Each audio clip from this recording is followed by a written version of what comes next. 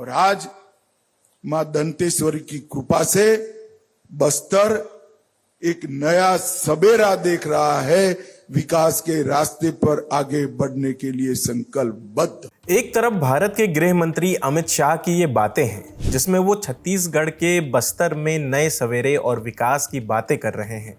दूसरी तरफ उसी बस्तर से अमित शाह के नाम एक चिट्ठी लिखी गई है जिसमें लिखा है, सड़क नहीं तो साहब अब हेलीकॉप्टर ही दे दीजिए।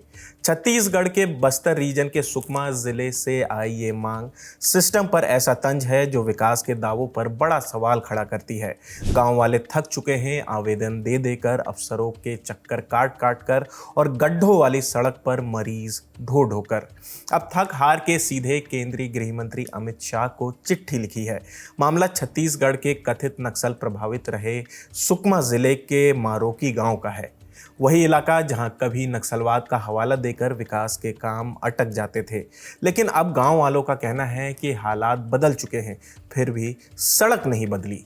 सबसे पहले उस चिट्ठी की बात करते हैं कि आखिर उसमें लिखा क्या है। लिखा गया है कि हम आपका ध्यान हमारे क्षेत्र की एक बहुत गंभीर और बुनियादी समस्या की तरफ दिलाना चाहते हैं। सुकमा जिला मुख्यालय से करीब 30 किलोमीटर दूर कोर्रा से मारोकी तक की 12 किलोमीटर की लंबी सड़क कई सालों से अधूरी पड़ी है। सड़क बनाने वाली कंपनी ने बड़े बड़े पत्थर और बोल्डर डालकर काम बीच में छोड़ दिया। इसकी वजह से सड़क बेहद ख़राब और जानलेवा हो गई है।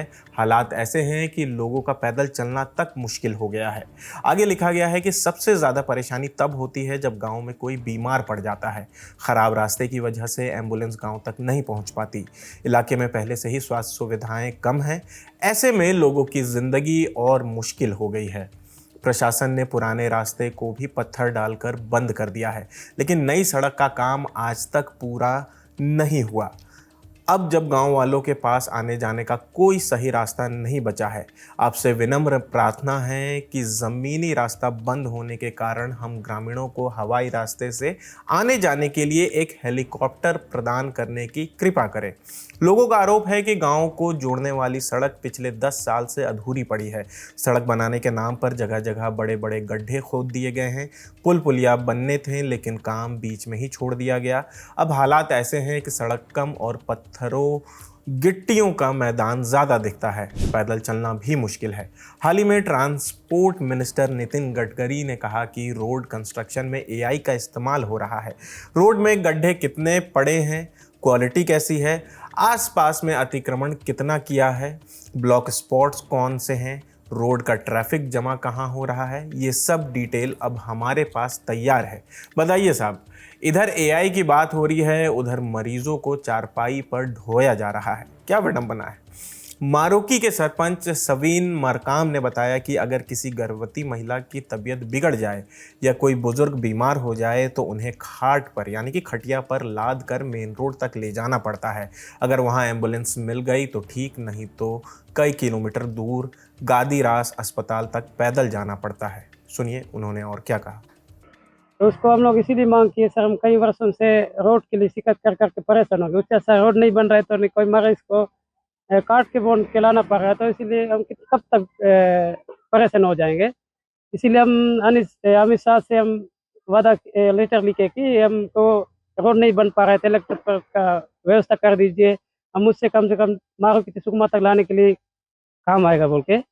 अब रोड को परेशान हो के तो क्या कब तक देखते रहेंगे सर। अभी नक्सल मुक्त हो गया बस्तर, मुन्ने बोल के अभी बस्तर विकास हो जाएगा बोल के बोल रहे हैं, लेकिन अभी तक तो हुआ नहीं है सर।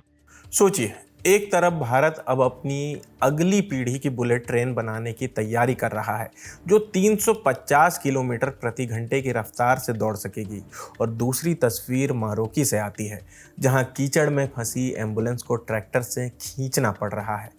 गांव के सरपंच सवीन आगे बताते हैं कि हमने छोटे अधिकारियों से लेकर कलेक्टर तक सबको आवेदन दिया। हर बार आश्वासन मिला लेकिन काम नहीं हुआ। हमारी सुनवाई करने वाला कोई नहीं है। आज तक से जुड़े धर्मेंद्र सिंह की रिपोर्ट के मुताबिक लोगों का कहना है कि पहले नक्सलवाद का बहाना दिया जाता था, लेकिन अब जब सरकार खुद कह रही है कि इलाका नक्सल मुक्त हो रहा है तो फिर सड़क क्यों नहीं बन रही। इसी नाराजगी में गांव वालों ने गृह मंत्री अमित शाह को पत्र लिखा।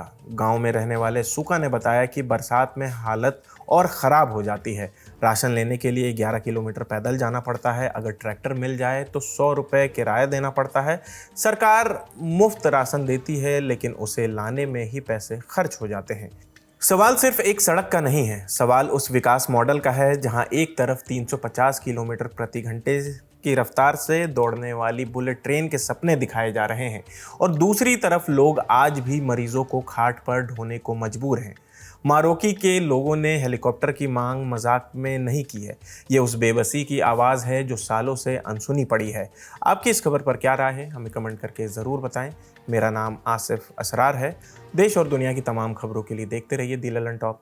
शुक्रिया।